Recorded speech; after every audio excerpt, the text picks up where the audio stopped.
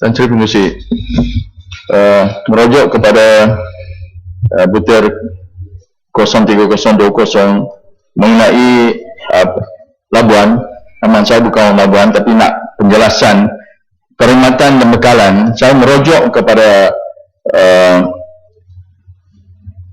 bajet 2013 dulu telah diberi peruntukan 42 juta lebih, dan sekarang diperlu tambahan 3 juta. Jadi persoalan saya just untuk mendapatkan penjelasan apakah ada berapa tambahan penapisan, pusat penapisan dan sebagainya di Labuan ini. Itu saja. Sekian, terima kasih.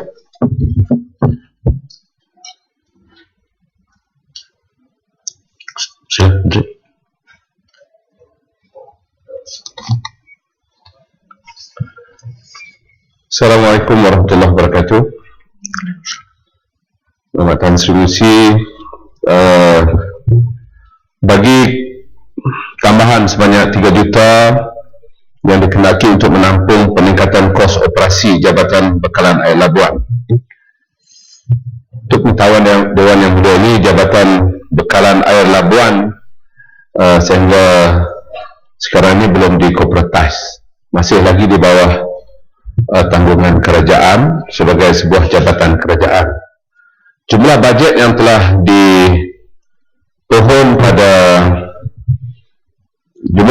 dipohon adalah sebanyak 11.1 juta, iaitu dengan anggaran purata bekalan air sebanyak 50.6 juta liter air sehari, ataupun dengan kadar perbelanjaan sebanyak RM925 sebulan. Ini bagi tahun 2013. Namun begitu, berdasarkan kepada keperluan sebenar bekalan air di Labuan, setelah peningkatan permintaan bekalan air dari Petronas Metano, purata penggunaan air di seluruh Labuan telah meningkat dari 50.6 juta liter sehari kepada 64 juta liter sehari. Selaras dengan itu, purata penggunaan air tersebut, kuantiti penggunaan air yang dibekalkan oleh loji air Beaufort perlu ditingkatkan.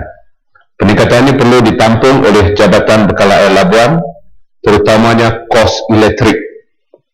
Ini telah menyebabkan kos operasi dan selenggaraan bagi loji air Beaufort meningkat dari RM925 sebulan kepada RM1.1 juta sebulan.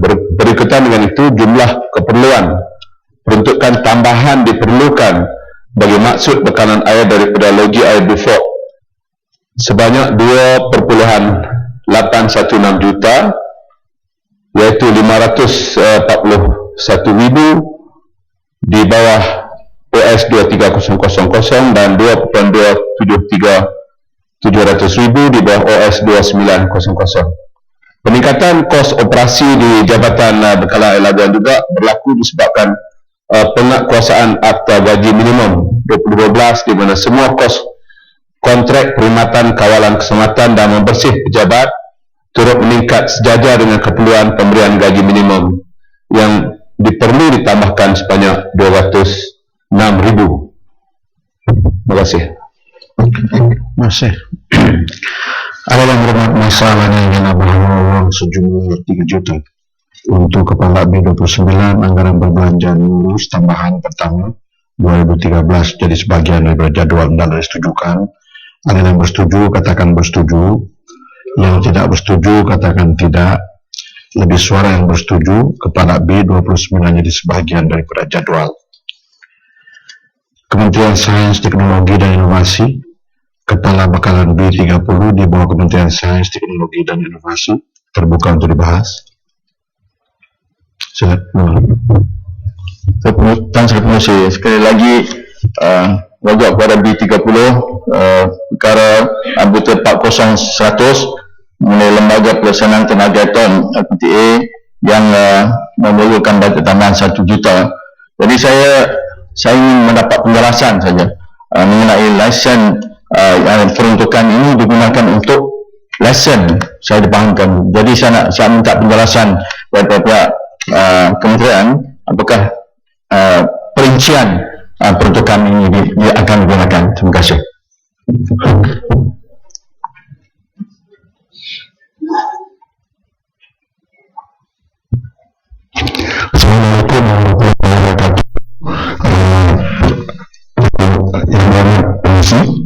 sebenarnya untuk peruntukan 1 juta yang kita gunakan untuk membagi pelaksanaan tenaga aktif adalah untuk digunakan untuk persetujuan semula, bukan untuk lesen untuk persetujuan semula, kerana dengan peranan yang lebih besar yang itu sekarang, jadi kita memerlukan peruntukan semula itu, bukan untuk tujuan lesen. Terima kasih. Terima kasih. Dalam beberapa masalahnya ialah bahawa wang sejumlah 3.600.000 untuk kepala B30 anggaran perbelanjaan mengurus tambahan pertama 2013 jadi sebahagian daripada jadual tidak ada setujukan. Ada yang bersetuju katakan bersetuju, yang tidak bersetuju katakan tidak. Lebih suara yang bersetuju, kepala B30 jadi sebahagian daripada jadual. Kementerian Pendidikan, kepala bekalan B41 di bawah Kementerian Pendidikan terbuka untuk dibahas. Sila. Terima kasih Tan Sri Pengerusi. Saya nak sentuh tentang butiran 040-200 iaitu di bawah pengurusan IPGM. Saya ingin merujuk kepada program DPLI SR. Saya tahu bahawa pada tahun 2011 lebih kurang 13,000 orang guru sandaran tidak terlatih telahlah diambil untuklah masuk dalam program ini. Tetapi mereka walaupun mereka sudah habis kos mereka program ini pada tahun ini bulan Mei, tetapi sampai hari ini mereka belumlah dilantik ataupun dihantar ke mana-mana sekolah untuklah menjadi guru di sana. Jadi kebanyakan mereka hanyalah tunggu di rumah, tunggulah arahan daripada Kementerian Pendidikan. Jadi sekarang saya nak tanya di sini bahawa di bawah DPRISR guru yang sudahlah tamat program ini mengambil program ini adalah sebanyak 460 orang. Tetapi saya tahu bahawa di bawah college-college yang lain ataupun IPG yang lain seperti UC pun lebih kurang ada lebih daripada 2,000 orang guru yang telah tamat ataupun habis kos ini. Tetapi sampai sekarang hari ini mereka masih belum dihantar ke mana-mana sekolah. Jadi soalan saya ada dua saja.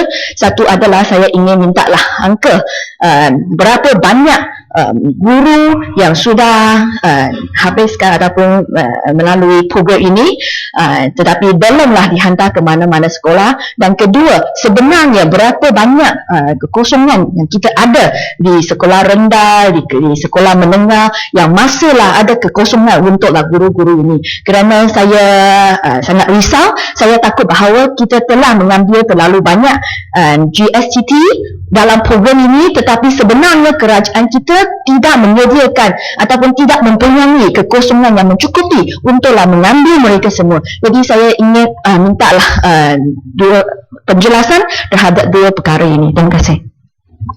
Terima kasih dan saya Pengerusi.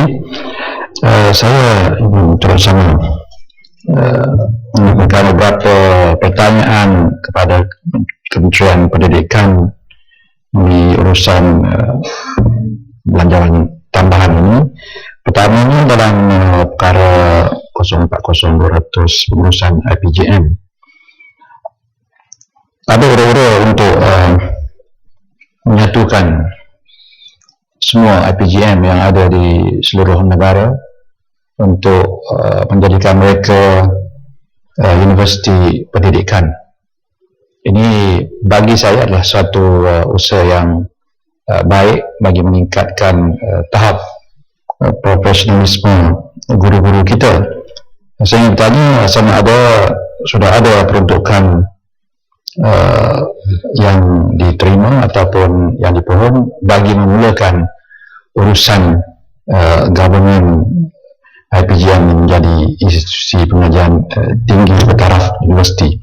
Keduanya, Tan Sri, IPGM ini melatih guru-guru kita. Sekarang ini kita masuk ke era untuk membuat beberapa program enrichment bahasa Inggeris dan sudah tentulah Kementerian Pendidikan terlibat secara langsung. Saya ingin bertanya bagi pihak rakan-rakan yang ingin memberikan sumbangan dalam enrichment bahasa Inggeris ini di peringkat swasta ataupun NGO.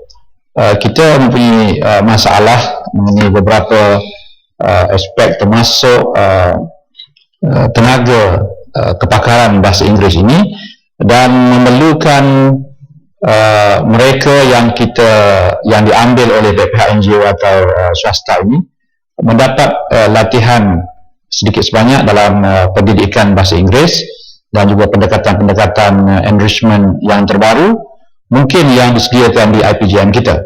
Jadi soalan saya, apakah Kementerian Pendidikan, bahagian pendidikan guru misalnya, bersedia untuk menerima beberapa permohonan daripada individu atau kumpulan untuk mengikuti program-program peningkatan pendidikan bahasa Inggeris ini di IPGM kita. Kalau ada, berapa lama yang boleh diterima dan berapa lama tempoh latihan yang terbaik. Saya bercakap dalam konteks kita nak membantu anak-anak kampung kita meningkatkan program pendidikan bahasa Inggerisnya di kawasan kita, tetapi kita ada rencatan ataupun halangan dari segi tenaga manusia dan mungkin memerlukan pertolongan daripada IPGM dan kementerian untuk tujuan ini. Yang ketiganya, Tan Sri, saya ingin menyentuh tentang perkara 071700 bantuan makanan asrama. Bantuan makanan asrama ini sudah tentulah merupakan perkara yang penting dari segi kesihatan, dari segi pembangunan pembesaran anak-anak kita. Saya tengok sekolah berasrama penuhnya ada polisi untuk menghantar anak-anak kita balik di hujung minggu, ya, hujung minggu balik untuk bermalam di rumah masing-masing, kerana anak-anak kita di asrama sekarang ini kebanyakannya dimasukkan ke asrama yang berdekatan dengan rumah-rumah mereka.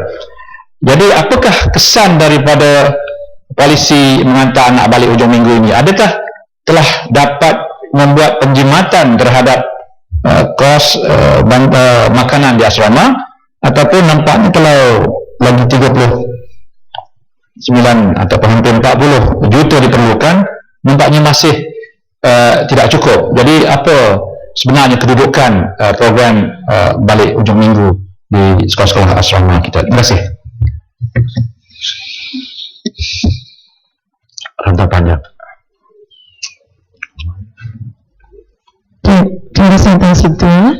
Saya ingin juga menuntut masuk di 41 Kementerian Pendidikan, iaitu yang berkaitan dengan college vocational yang telah diwujudkan di bawah Kementerian Pendidikan, di mana saya ingin penjelasan sejauh mana persiapan prasarana.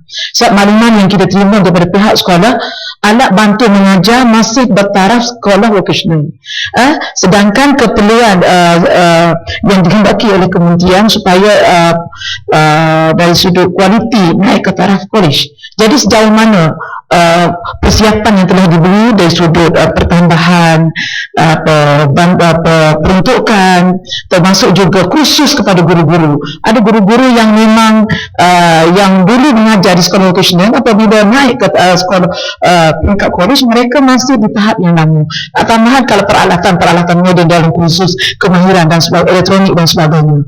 Jadi ini masalah yang diadukan oleh guru, bagaimana mereka tidak diberi persiapan yang begitu rapi. Jadi kita bimbang, kesannya kita gagal sebagaimana dasar PPSMI yang sebelumnya menelan belanja berbilion ringgit, tapi hasilnya akhirnya kita tengok apa yang sedang berlaku di dasar PIPLOT yang merugikan wang negara.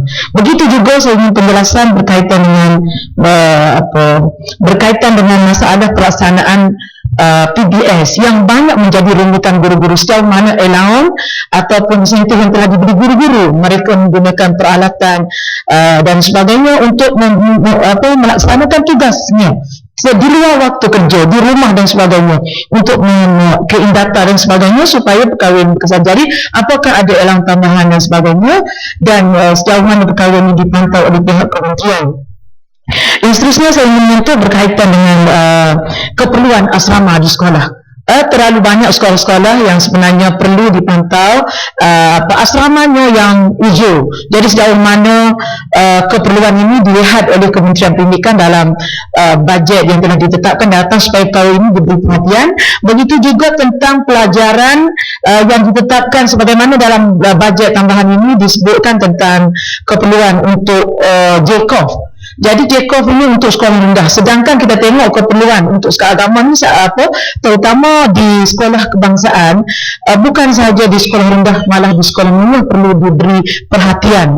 Dan begitu juga sekolah peringkat yang lebih tinggi. Jadi sejauh mana pihak kementerian menitip perkara ini supaya isu-isu yang berkaitan dengan teras, pelajaran teras untuk membina peribadi ini dijadikan keutamaan dalam sistem pendidikan negara untuk melahirkan rakyat ataupun pelajar yang berkualiti. Terima kasih, Tuan.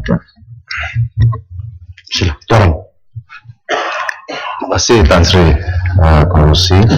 Saya juga ingin bangun membahas bagi maksud di Pusat Kementerian Pendidikan